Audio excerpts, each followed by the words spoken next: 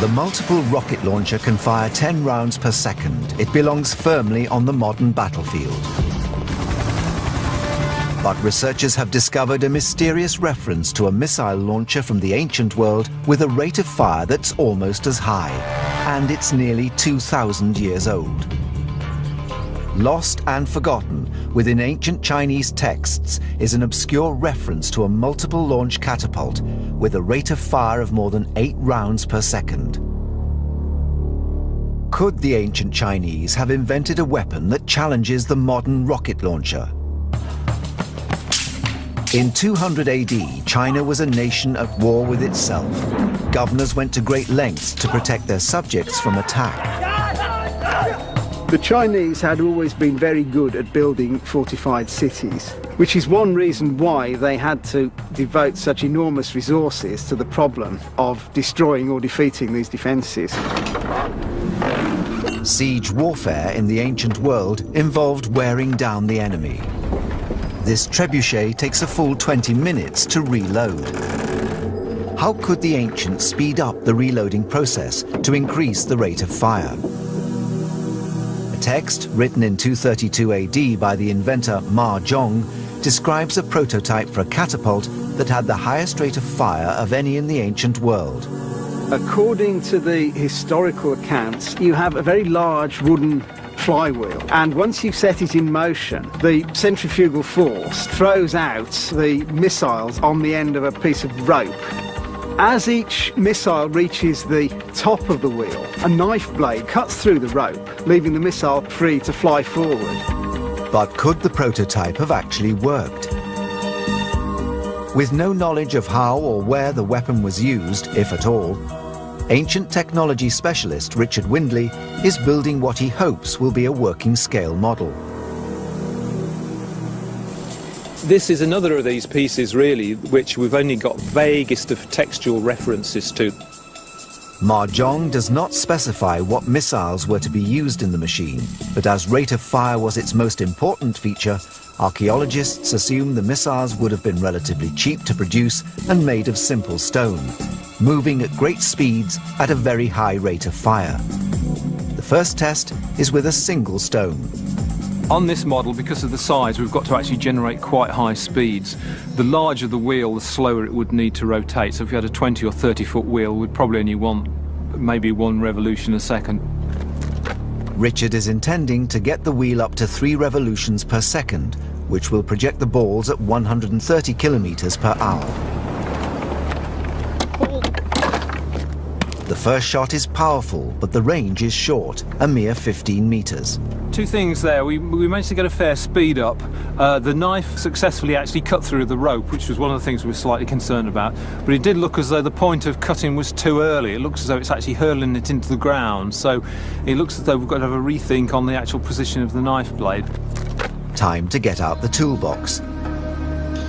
Richard needs to alter the angle of the blade so that it cuts the ropes earlier, thus releasing the balls into a higher and therefore longer trajectory.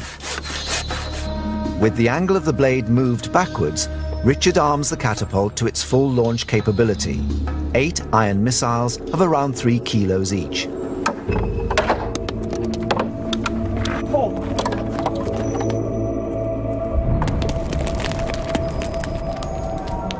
We got a lot more range that time, and it seems to be kind of throwing it up in the air slightly more. 8 balls travelling at 130 kilometers an hour deliver 16 kilojoules of energy.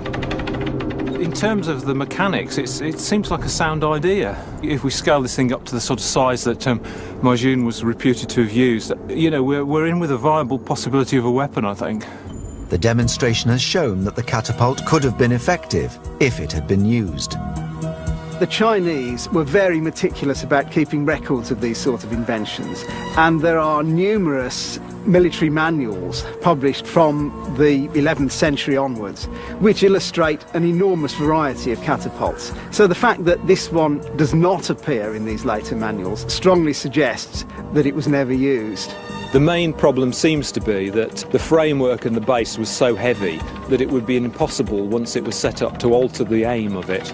Each time you chose a different target, the whole device would have to be moved and reset up, which would be a fairly mammoth task. Occasionally, researchers come across documentary evidence of ancient weapons as good as any modern blueprint. One such has been recovered from ancient Greece. It describes an innovative machine that plays on man's most primeval fear. Fire is one of the primary weapon systems used even in the 21st century. You set a man on fire and he's out of the firing line. Once that man is burning, he's out of the line, and so are his mates, because they want to put him out before he starts to hurt. The earliest known machine to employ the deadly power of fire dates back over 2,000 years, and it was used not only against troops, but the fabric of an entire city.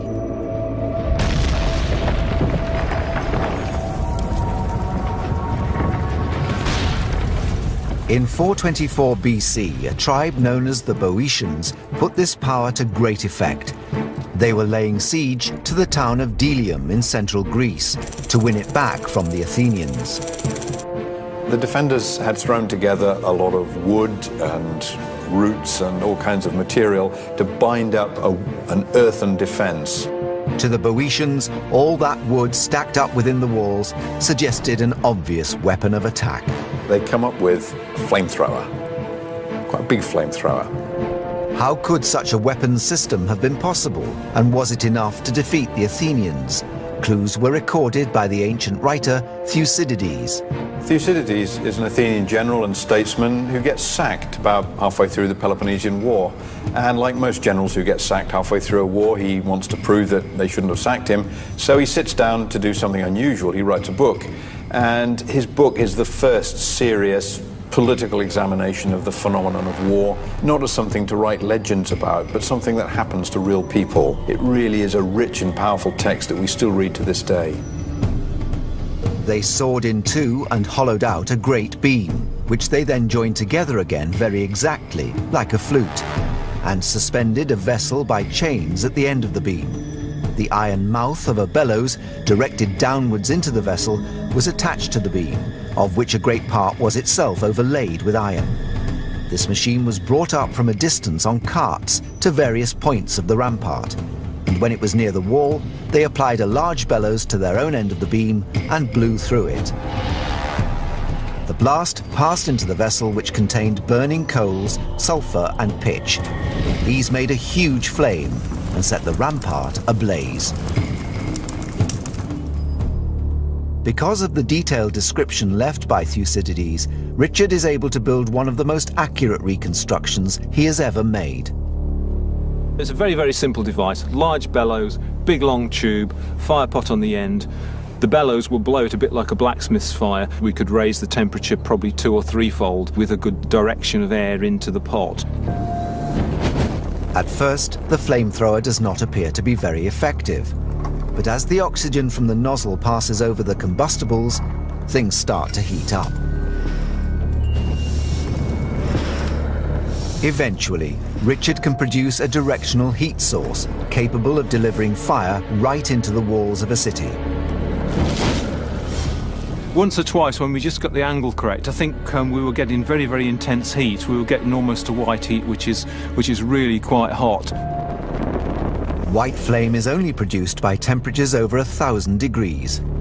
If we think that this design was something like 2,500 years old, you know, this is quite impressive technology for the time. Wooden walls would have provided little comfort for the defending troops. According to Thucydides, the Boeotians used this weapon to set fire to Delium and chase away the Athenians. Only 200 or so Athenians were killed.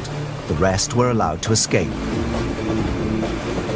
Using ultra-modern technology, the Boeotians managed to defeat mighty Athens, a true testament to the power of engineering. But despite this, Athens went on to become one of the most powerful cities in the ancient world, and is still the capital of Greece some 2,500 years later.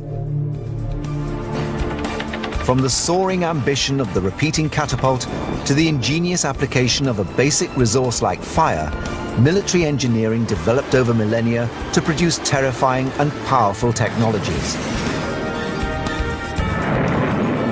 But these innovations were just the beginning.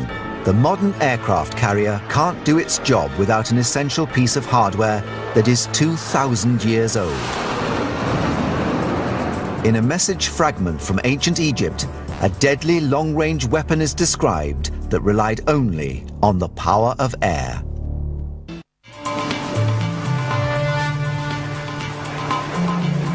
For every operation, the modern aircraft carrier relies on a technology that was developed in ancient Egypt over 2,000 years ago. Ancient machines expert Richard Windley is researching an ancient text to discover the origins of this simple but powerful technology. In the ancient world, the catapult was the technological front-runner in the arms race. It had the ability to store and release far more energy than a single man could possibly unleash. The stored energy is known as potential energy. Nearly all throwing devices use the same operating principle. They convert potential energy into kinetic energy. And the potential energy is either stored in some form of elastic, be it twisted rope, or elastic bands in the form of a handheld catapult. A trebuchet stores the energy in gravity by having the weights held up high. And all that happens is that you then release the potential energy and convert that into the kinetic energy that's in the missile. The standard catapult in the ancient world was the torsion catapult. Torsion catapult works by twisting up fibers which can retain energy while cocking the mechanism so that the arms of the catapult are actually linked up to the torsion, and the trigger then releases all of that energy by unwinding whatever you've wound up. The materials used were animal sinew, hemp, and stretched leather. Using only organic fibers, a common torsion-heavy catapult in the Roman army could unleash 2.5 megajoules of potential energy, enough power to shoot a 130-kilo missile for over half a kilometer. But in 280 BC, in the Egyptian city of Alexandria, a new world-changing technology science was in its infancy. Once you go to using iron, it's a non-perishable material. You get a more reliable performance. You're not dealing with perishable sinews, hemp fibers. These are things that are going to deteriorate quite quickly in use. The ability to work metal to precision allowed the creation of airtight seals in pneumatic systems. We all now take in the modern world pneumatics for granted. All the buses and trucks that people travel in, they all have pneumatic brakes. Message fragments from ancient Egypt hint at the ambition to harness this power for war. The idea that somebody then harnessed pneumatics to make a missile firing device really stand out as a bit of sort of advanced thinking at the time. Scientists today